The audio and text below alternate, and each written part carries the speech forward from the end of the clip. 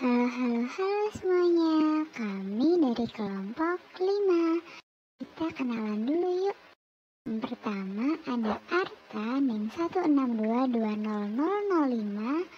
Ada Dewi NIM 1622025. Ada Bintang NIM 1622045. Ada Mirna NIM 1622065. Ada Marvel NIM 1622085, Terence NIM 162201005, dan yang terakhir ada Shiva NIM 1622025.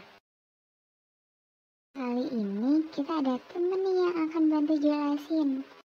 Hai, aku Fon. Emang suara kita sama sih?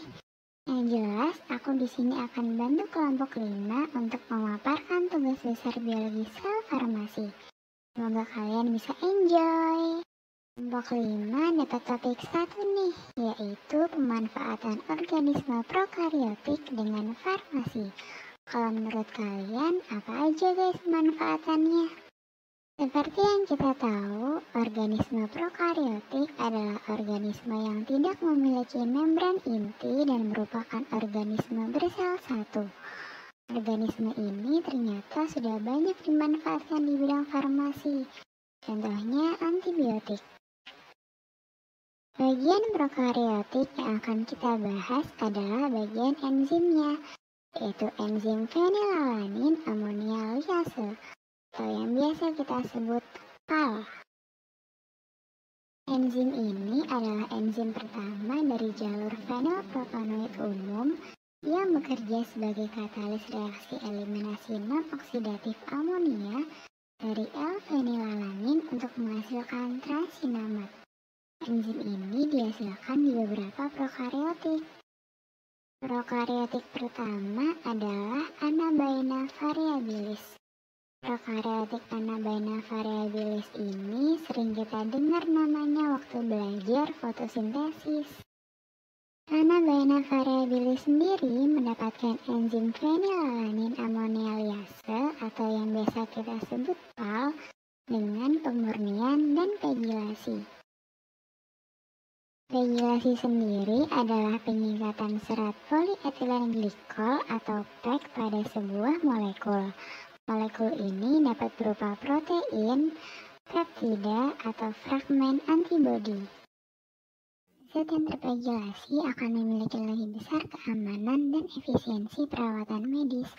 Lebih jelasnya, ia memiliki efek farmakologi yang lebih baik. Hal ini dapat dilihat pada peningkatan hal-hal berikut, yaitu kualitas kelangkaan obat, umur sirkulasi, stabilitas obat, dan perlindungan degradasi proteolitik.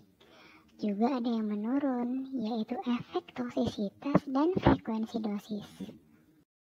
Hai, aku Jojo. Aku akan menggantikan Fon di sini karena Fon juga perlu istirahat cukup, terlebih di era pandemik ini. Kalian jangan lupa istirahat juga ya. Setelah Fon menjelaskan cara mendapatkan PAL dari Anabaena variabilis, aku akan menunjukkan pada kalian salah satu sediaan obat dari enzim tersebut, yaitu PEG foliase. PEG foliase dengan nama dagang seperti pada gambar memiliki informasi obat sebagai berikut.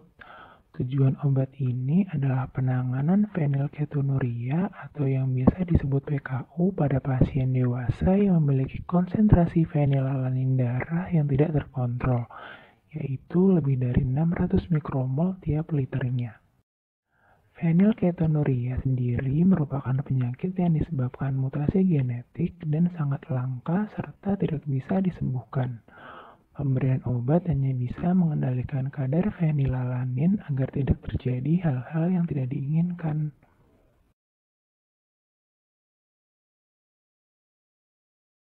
PEG foliase yang mengandung fenilalanin amonialiase bekerja dengan menggantikan peran secara sementara fenilalanin hidroksilase, yaitu enzim pengurai fenilalanin yang bekerja kurang maksimal.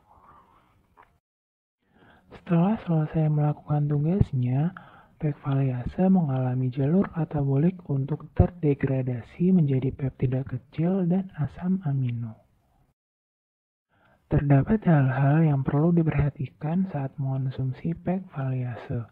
Sebelum mengonsumsi, pasien harus memberitahu dokter bahwa ia menggunakan produk medikasi pegilasi lain.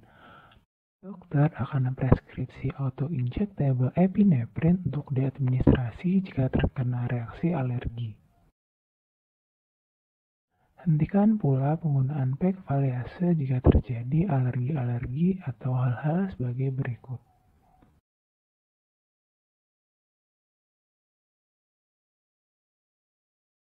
Nah, ada satu lagi nih organisme prokariotik yang bermanfaat di bidang farmasi maupun kesehatan, yaitu Escherichia coli, atau yang biasa disebut E. coli. Organisme ini bermanfaat untuk penyembuhan kanker. PAL biasanya diproduksi secara protein rekombinan dari E. coli. E. coli sering digunakan untuk protein rekombinan karena produk yang dihasilkan lebih banyak dan proses ekspresi lebih cepat. E. coli digunakan untuk isolasi untai tunggal DNA dari faga. Sel terinfeksi dan menghasilkan ekspresi mutan PAL. Ekspresi tersebut berasal dari plasmid yang sudah memiliki gen dari faga. Bakteri yang sudah bertransformasi akan disimpan dalam media sehingga bereproduksi atau jumlahnya bertambah. Lalu sel bakteri disuspensikan. Setelah itu sel disentrifugasi. Hasilnya adalah supernatan yang berisi PAL. Supernatan tersebut dicairkan dalam air. Larutan tersebut dielusi atau diekstraksi menggunakan pelarut. Lalu PAL dimurnikan. Udah selesai ya teman-teman. Tentunya masih banyak ya organisme prokariotik yang bermanfaat di bidang farmasi. Kami mohon maaf apabila ada kesalahan dalam penyampaian materi dan semoga kalian bisa enjoy.